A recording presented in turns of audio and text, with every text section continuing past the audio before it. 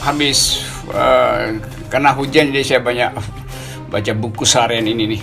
Oh, oke. Dan untuk menyegarkan akal sehat supaya akal saya surplus supaya saya bisa wakafkan akalnya ke pemerintah gitu. Ini karena lagi rame nih soal Gerakan Nasional Wakaf Uang. Jadi GNWI katanya ya.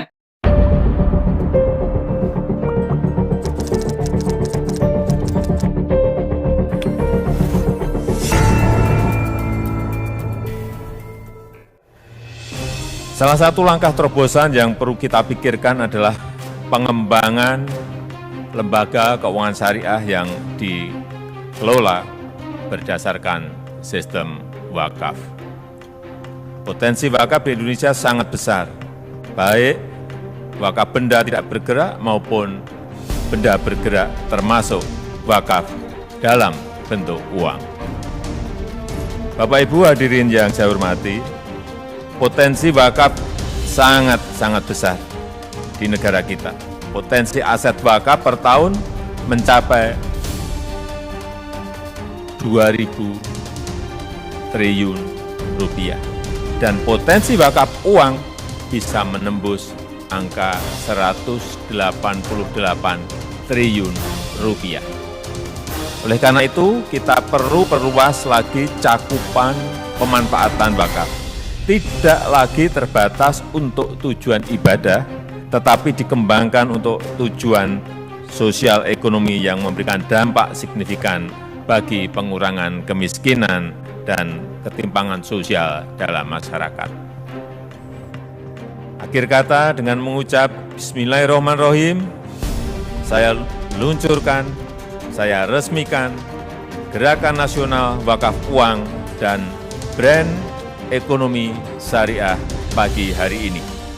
Buset, dari mana pula dia dapat data itu bahwa itu buat ibadah? Itu artinya beliau nggak ngerti bahwa wakaf itu adalah filosofi, teori ekonomi di dalam Islam. Itu memang dimaksudkan sebagai ibadah di dalam aspek sosial ekonomi. Jadi memisahkan antara ibadah dan ekonomi juga itu kacau.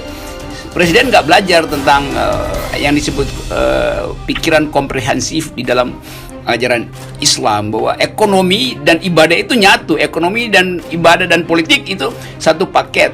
Jadi ini akibatnya kalau Presiden tidak punya pengetahuan makro tentang soal-soal yang sifatnya konseptual. Jadi konsep wakaf aja dia udah salah.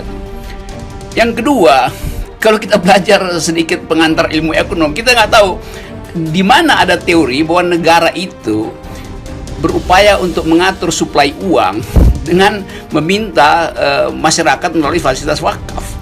Kan kita tahu bahwa suplai uang itu diatur oleh Bank Indonesia, bukan oleh institusi wakaf itu.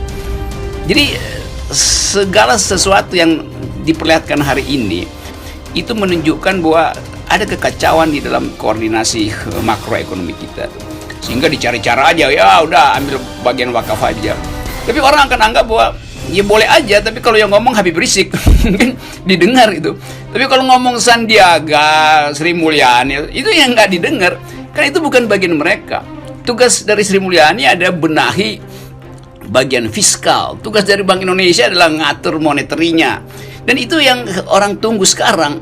Jadi artinya macet di dalam kebijakan fiskal, jalan buntu di dalam monetary policy karena takut cetak uang itu bahaya inflasi. Lalu cari jalan lain yang namanya wakaf. Ini absurd. Satu dunia akan ketawain itu. Padahal orang masih tahu ngapain mesti ambil wakaf gue yang 2.000 triliun per tahun, kan di kantong presiden ada 11.000 triliun kan. Ngapain? Itu aja yang dipakai buat hidupin demand dan supply supaya ekonomi tumbuh. Jadi pikiran-pikiran semacam itu yang membuat orang ambil kesimpulan secara awam bahwa memang negara udah bangkrut. Karena itu dia mengemis pada mereka yang dianggap ekstremis justru. Baru-baru ini undang-undang ekstremis dibuat dengan sinyal bahwa itu adalah Muslim kan. Karena Muslim yang dari dulu diinsinuasikan sebagai ekstremis itu. Sekarang meminta uang dari yang disebut ekstremis. Ya nanti akan ada meme, ya ke laut aja loh. Gitu jadinya.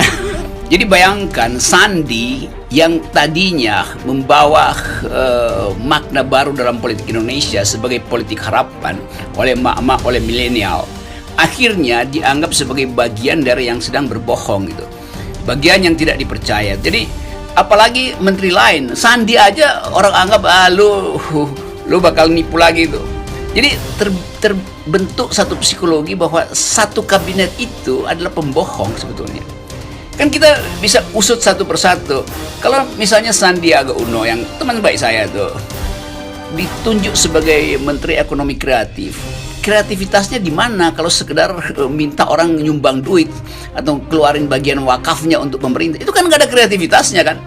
Lo kemampuan kabinet untuk menghasilkan kreativitas itu yang ditunggu oleh publik. Publik berharap ada ekonomi kreatif yang bisa mengembalikan UMKM minimal gitu. Nah ini minta dari wakaf, gimana kreativitasnya tuh? Jadi sekali lagi kita bisa rumuskan dengan satu kalimat, kabinet panik. Udah, jadi orang yang lagi panik itu dia bisa buat kebijakan yang amburadul, dan itu bahayanya tuh bagi orang yang panik. Jadi kira-kira itu poin saya buat Sandi, dan ya sudah, bersabar aja kalau Anda dibully oleh netizen. Itu konsekuensi dari kegiatan Anda yang meninggalkan pikiran rakyat lalu masuk dalam pikiran kekuasaan. Jadi konfrontasi itu akan berlangsung terus selama beliau ada di situ.